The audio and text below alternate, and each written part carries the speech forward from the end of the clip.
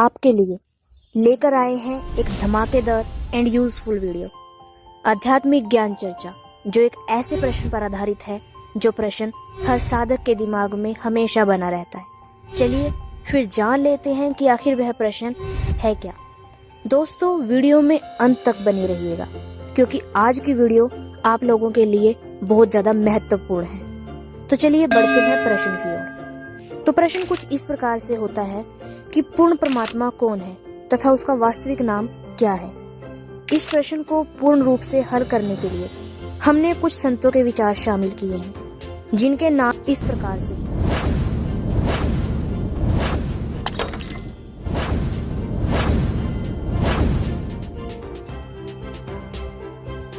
चलिए तो फिर सबसे पहले जान लेते हैं विचार महाश्रृंग दास जी के। सभी के मन में यह प्रश्न, यह जिज्ञासा उठती है कि परम भगवान कौन है, सबसे श्रेष्ठ कौन है।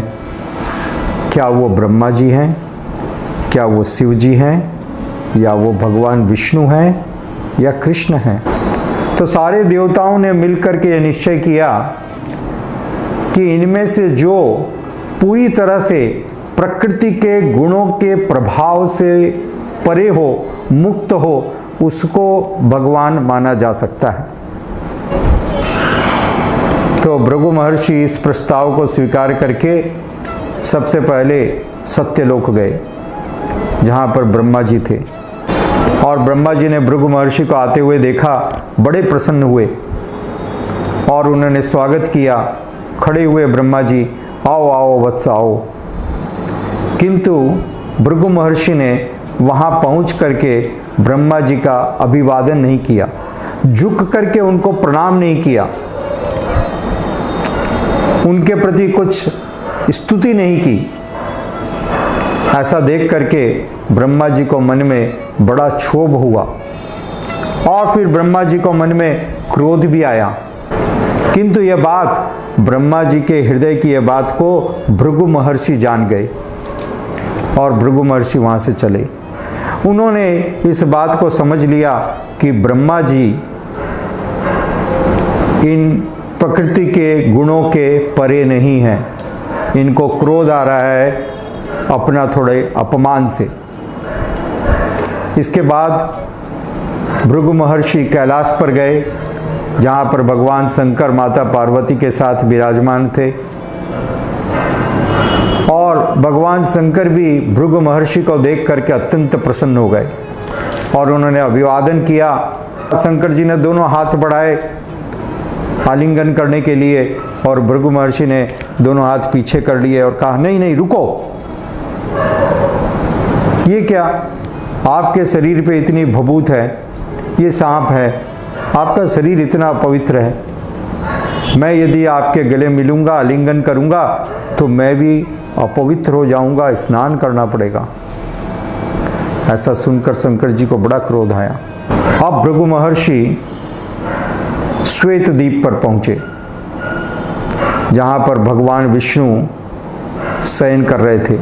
भृगु महर्षि ने भगवान के कक्ष में पहुंचकर बिना किसी सूचना दिए हुए, बिना किसी चेतावनी के सीधा जा करके बड़े कठोरता के साथ जोर से अपने चरणों से भगवान के वक्षस्थल, भगवान की छाती पर प्रहार किया। उन्हें यह बात स्पष्ट समझ में आने लगी कि वास्तविक रूप से विष्णु परम भगवान है। फिर भृगु महर्षि सारे ऋषि मुनियों के बीच पहुँचे और नैमिषारण्य में जाकर के भृगु महर्षि ने सारे ऋषि मुनियों के बीच में इस बात की घोषणा की कि वास्तविक रूप से विष्णु परम भगवान है। इस प्रकार से इस सत्य को भृगु महर्षि ने स्थापित किया। तो ये कथा, पौराणिक कथा, जिसके द्वारा यह स्थापित होता है कि विष्णु परम भगवान है, और ये सत्य को भृगु महर्षि ने पूरे विश्व के सामने उजागर किया। हरे कृष्णा, धन्यवाद। तो यह थे महाश्रृंग दास जी के विचार, जिन्होंने बताया कि पूर्ण परमात्मा ना तो ब्रह्मा जी हैं ना शिव जी, पूर्ण परमात्मा तो श्री हरि अर्थात विष्णु जी हैं। और आइए अब जान लेते हैं रुक्मणी कृष्ण प्रभु जी के विचार। प्रभुपाद जी से पहले किसी ने भी डंके की चोट पे बोला ही नहीं कि कृष्ण परम पुरुषोत्तम भगवान है। भगवान कह रहे हैं जोर जोर से मैं भगवान हूं, लेकिन गीता में जब ट्रांसलेट होता था आता ही नहीं था मैं भगवान हूं, कुछ पता ही नहीं किसी को कौन भगवान है। और फिर प्रभुपाद सरस्वती को बुलाया, उसने छोटी सी बालिका 4 साल की, है ना, हु इज कृष्णा, वो बोले Krishna is the supreme personality of God. बोले हमारा छोटा बच्चा भी इतना बड़ा प्रचारक है तो आप लोगों को भी नहीं पता। तो इसलिए हमें पूरा गर्व होना चाहिए कि प्रभुपाद ने इतना क्रिस्टल क्लियर सब कुछ दिया है। तो यह थे रुक्मणी कृष्ण प्रभु जी के विचार, जिन्होंने बताया कि पूर्ण परमात्मा श्री कृष्ण जी हैं। और आइए अब जान लेते हैं सिद्धेश्वर तीर्थ जी के विचार। कहते हैं वो कौन है जो सब कुछ देता ही जाता, फिर भी मौन है, बोलो बोलो कौन है। कहते हैं वही तो परमात्मा है, वही तो ईश्वर है कि देता सब कुछ है, इज गिविंग एवरीथिंग, बट फिर भी मौन है, बोलो बोलो कौन है। वो तो कुछ कहता भी नहीं है। जानते हो देवता किसे कहते हैं? देवती इति देवता, जो देता ही रहता हो उसी को देवता कहते हैं। जो देता ही रहता हो उसको देवता कहते हैं। तो मेरे बंधुओं, इसीलिए तो तुम कहते हो मातृ देवो भव, मातृ देती रहती है, कुछ मांगती नहीं। पितृ देवो भव, पिता देता रहता है, कुछ मांगता नहीं। कहते हो कि गुरु देवो भव, गुरु देता रहे, कोई मांगता नहीं। महानतम देवो भव, महानों को देवता कहते हो, देता रहता है, मांगता नहीं। सूर्य देवो भव, सूर्य हमेशा देता है। Sun is the most sources of energy, सारे एनर्जी को, मैक्सिमम एनर्जी को सन देता है, लेकिन वो एनर्जी किससे लेता है? किसी से नहीं। Sun loves all none for, loves all none for. सूरज सबसे प्रेम करता है लेकिन किसी से कुछ लेता नहीं। तो यह थे सिद्धेश्वर तीर्थ जी के विचार, जिन्होंने बताया कि पूर्ण परमात्मा वह है जो सब कुछ देता है, अर्थात माता पिता, गुरु एवं सूर्य देव आदि, क्योंकि यह सब कुछ देते हैं। और आइए अब जान लेते हैं राजेंद्र शास्त्री जी के विचार। जय भारत। आपका प्रश्न और उसका जवाब। आपका प्रश्न है कि परमात्मा क्या है? जवाब है आप ही तो परमात्मा हो। आपका और प्रश्न है कि परमात्मा कौन है? भगवान कृष्ण गीता के अध्याय 13 श्लोक 22 में कहते हैं, उपदृष्टा अनुमंता च भर्ता भोक्ता महेश्वरः परमात्मेति चाप्युक्तो देहेस्मिन् पुरुषः परः। इस देह में रहने वाला जीवात्मा वास्तव में परमात्मा है। वही उपदृष्टा, क्या करे क्या न करे बताने वाला है, निर्णय लेने वाला, इसलिए अनुमंता, सबका भरण पोषण करने वाला है, इसलिए वही भरता, जीव रूप से वही भोगता है। और ब्रह्मा आदि का भी स्वामी होने से वह महेश्वर नाम से कहलाता है, और शुद्ध सच्चिदानंद घन होने से वही परमात्मा है। अगर आपके पास देह है, आपने प्रश्न पूछा है तो मतलब देह है, और केवल देह नहीं है, इसमें जीव भी है।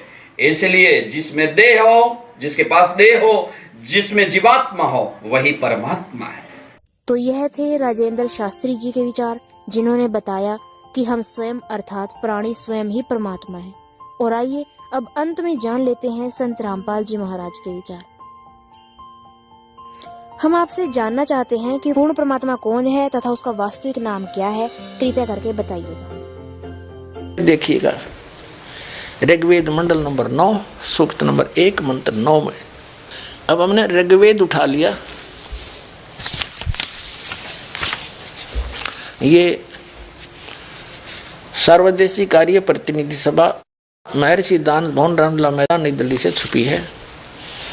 ये उनका अनुवाद करता है, ये उनके मुद्रक हैं। अब देखिएगा, अब हम ऋग्वेद मंडल नंबर 9 सूक्त 1 के मंत्र नंबर 9 को ही पढ़ेंगे ओनली। मंडल 9 सूक्त 1 और मंत्र 9, ये देखिएगा। उस सोम स्वभाव वाले पुरुष को, उस अमर परमात्मा को, जो शिशु रूप में प्रकट होता है, सब प्रकार से निये गौवें अभी अधन्या बिना दनाई पूर्ण रूपेन, पूर्ण रूप सब प्रकार से यानी कंवारी गौवें द्वारा तृप्त करती है, उसको गौवें तृप्त करती हैं उस शिशु रूप में प्रकट परमात्मा को सब प्रकार से यानी पूर्ण रूप से कंवारी अनटच्ड नवरा अहन सिनिय क्या होता बता गौवे सब प्रकार से बिना दनाई यानी कंप्लीट जिन अनटच्ड कुंवारी गौवों के द्वारा वो तृप्त करती हैं गौवें उसको। अच्छा हो गया सिद्ध। अब हम फिर आते हैं ऋग्वेद मंडल नंबर 9 सूक्त नंबर 96 के 96 के मंत्र 16 से लेकर 20 तक। उसमें क्योंकि शिशु शब्द आया था इसलिए ये प्रकरण देना पड़ा कि वहाँ शिशु का क्या अर्थ हुआ। वो भगवान परमात्मा जब आते हैं लीला करते हैं दूसरे टाइप की एक से स्वरूप धारण करके धीरे धीरे बड़े होते हैं तो उस समय वो अपने ज्ञान को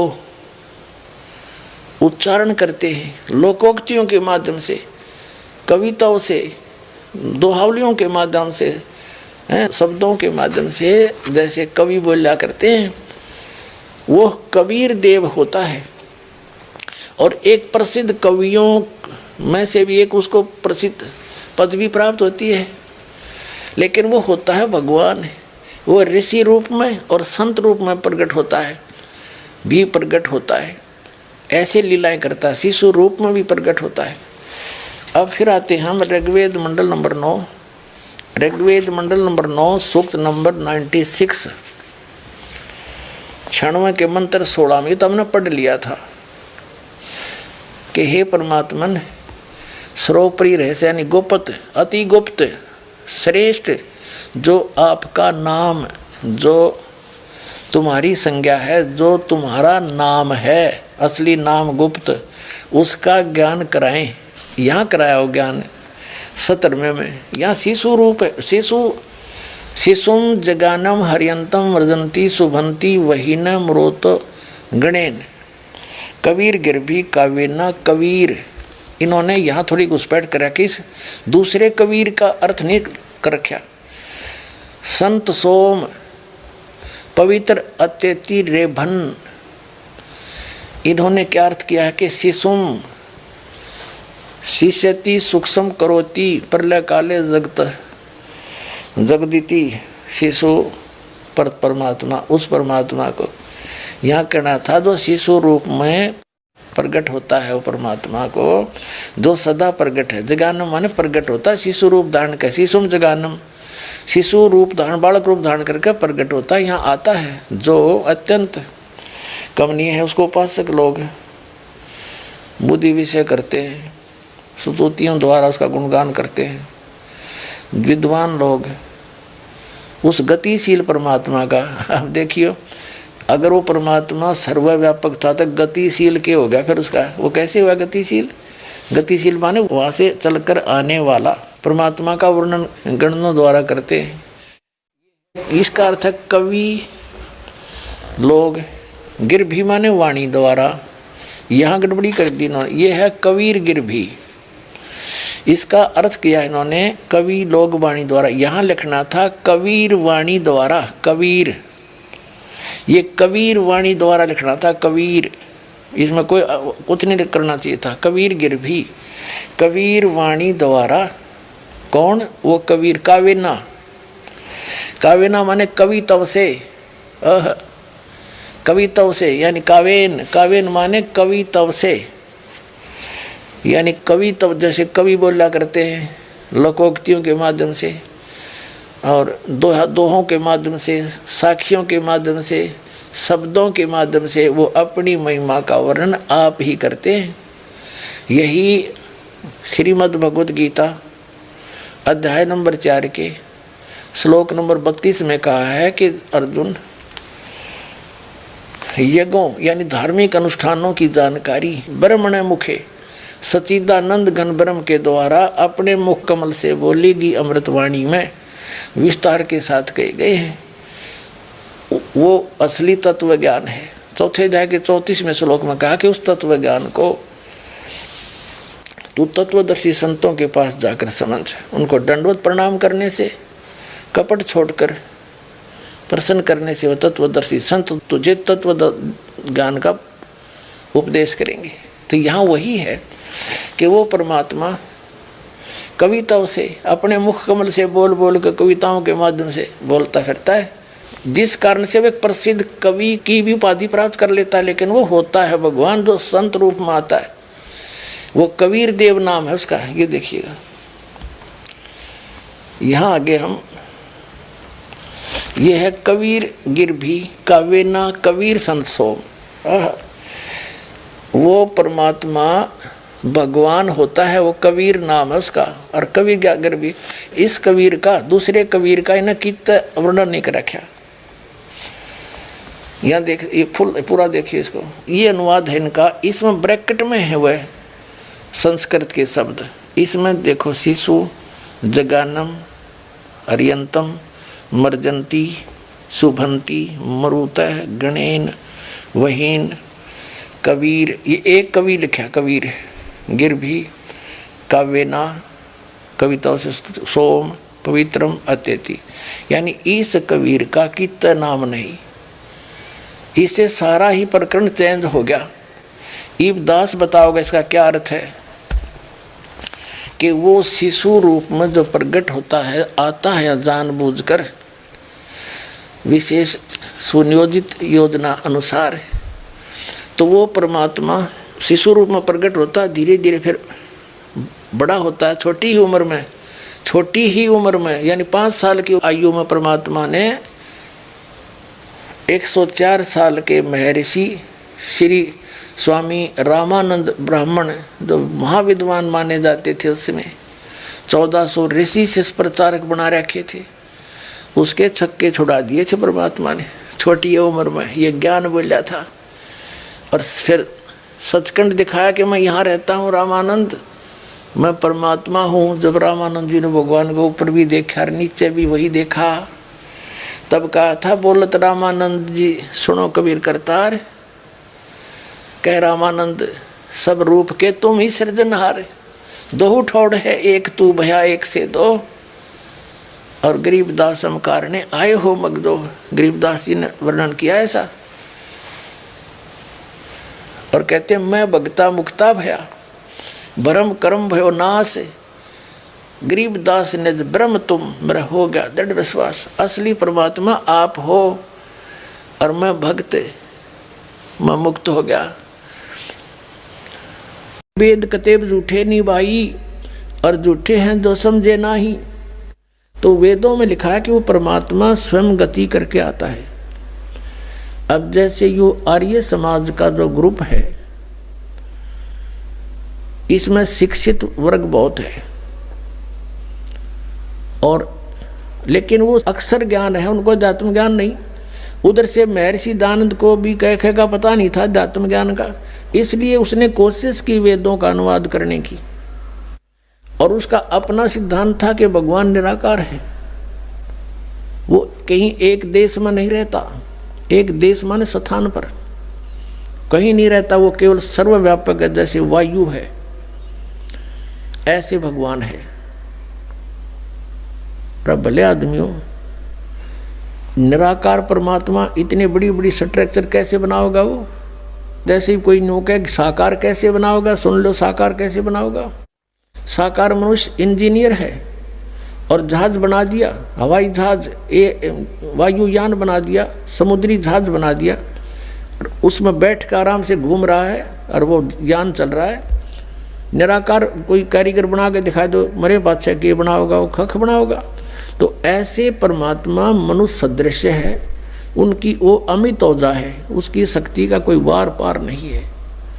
उनके वचन से सबको जो हो जाता। जैसे आप हम देखा करते हैं जादूगर होते हैं, अपने मुख में एक छोटी सी गोली कंचा, इतना वो कंचा होता है एक, उस गोली को मुख में डालते हैं और थोड़ी देर में ओ करके इतना बड़ा मुस्कुर तो का डमू में तो पत्थर बना देते हैं और नो पटक दे, पट्टा उठा के देख लो कति पत्थर है। तो उस जब एक जादूगर इतना कुछ कर सकता है, और वो तो परम जादूगर, वो तो सर्वशक्तिमान एक वचन में सब कुछ कर दे। तो ऐसे ही उस परमात्मा की महिमा से हमने परिचित होना। उस परमात्मा ने कहते हैं एक शब्द में सब किया, सकल जमी आसमान एक वचन में सब कुछ बना दिया, तो समर्थ है उसको, वो कुछ भी कर सकता है। तो वो जानकारी स्वयं ही आकर दी। और ये निराकार बताओ भगवान को, और वेद के साकार है, निराकार है, मनुष्य सदृश है वो। अपना आत्माओं, इसलिए परमात्मा कहा करते मोती मुक्ता दर्शत नाही, ये जग है सब अंदरे, दिखत के तो नैन चश्म इनका फिरा मोतिया बंदरे। ये दिख है विद्वान पुरुष और महर्षि को हमें, इनका मोतिया बंद है। जिसका मोतिया बंद हो आंखों में, आंखें तो दिखाई देती हैं जैसे बड़ा स्वस्थ आंखें हैं, सब कुछ दिखता होगा, लेकिन वो नपट अंधा है जिसका मोतिया बंद हो गया दोनों आंखों में। तो परमात्मा कहते हैं कि तुमने ये महर्षि दिखाई दे हैं, गुरु ब्राह्मण दिखाई देते हैं, ये मंडलेश्वर, इनका मोतिया बंद हो रहा है, इन्हें अपने सदग्रंथों में लिखी हुई सच्चाई का नहीं पता। और फिर निराकार कहते। अब दिखाते हैं आपको परमात्मा की सारी स्थिति, देखिएगा। ऋग्वेद मंडल नंबर 9, ऋग्वेद मंडल नंबर 9 अब दिखाते हैं, और सूक्त नंबर 86। भगवान साकार है या निराकार है, वो कैसी लीला करता है। ये है ऋग्वेद मंडल नंबर 9, 10 इकट्ठा अनुवाद है। ये है सार्वदेशिक आर्य प्रतिनिधि सभा, महर्षि दानंद भवन, रामलीला मैदान, नई दिल्ली से ये प्रकाशित है। और ये मुद्रक है Prince offset printer 1510 Pataudi house, Daryaganj, नई दिल्ली से ये छपा है, छप्पा खाना इसका ये। अब देखना, ये है ऋग्वेद मंडल नंबर 9 और सूक्त 86 का मंत्र नंबर 26।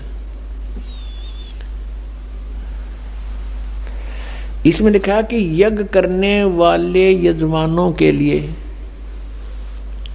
परमात्मा, यज्ञ करने वाले माने धार्मिक अनुष्ठान यानी साधना करने वाले, यजमान माने भक्तों के लिए परमात्मा सब रास्तों को सुगम करता हुआ उनके विघ्नों को मर्दन करता है और उनको पवित्र करता हुआ और अपने रूप को सरल करता हुआ वह कांति में परमात्मा। यह लिखना था कबीर देव। कवि कोई भी सर्वज्ञ नहीं हो सकता जिसको सारा ज्ञान हो। कवि कविता बना सकता है, ये कबीर देव लिखना था यहाँ पर। वो कबीर देव विद्युत के समान यानी आकाशीय बिजली की तरह सेकंड में नीचे आ जावे, क्रीड़ा करता हुआ, ऐसे लीला करता हुआ वर्णीय पुरुष को यानी अच्छी आत्मा को प्राप्त होता है। अच्छी आत्मा को आके मिलता है, जैसे आदरणीय धर्मदास जी को मिले, आदरणीय नानक साहिब जी को मिले, आदरणीय मुल्कदास साहिब जी को मिले, आदरणीय दादू साहिब जी को मिले, आदरणीय गरीबदास साहिब जी गांव छुरानी जिला दद्दर हरियाणा वाले को मिले, आदरणीय गीसा दास साहिब जी गांव खेखड़ा यूपी मेरठ वाले को मिले। तो अच्छे पुरुष को आकर प्राप्त होता है। वो कहाँ रहता है भगवान? 27वें श्लोक में ऋग्वेद मंडल नंबर 9 और सूक्त नंबर 86 का 26 पढ़कर 27 में पा गए। इसमें इन्होंने ये जो निराकार मानते थे भगवान को और वेद बता रहे हैं वह परमात्मा प्रकाश पुंज को, परमात्मा को, जो परमात्मा ध्युलोक के तीसरे पृष्ठ पर विराजमान है वहाँ रहता है। तीसरे एक स्थान पर रहता है ध्युलोक के यानी उस तेजो में लोक सतलोक के एक स्थान पर, तीसरे स्थान पर विराजमान है, स्थान पर विराजमान है वहाँ रहता है। निराकार क्यों करो है भगवान जब वहाँ बैठा है? आगे दिखाते हैं। ये है ऋग्वेद मंडल नंबर 9 सूक्त 82 का। ऋग्वेद मंडल नंबर 9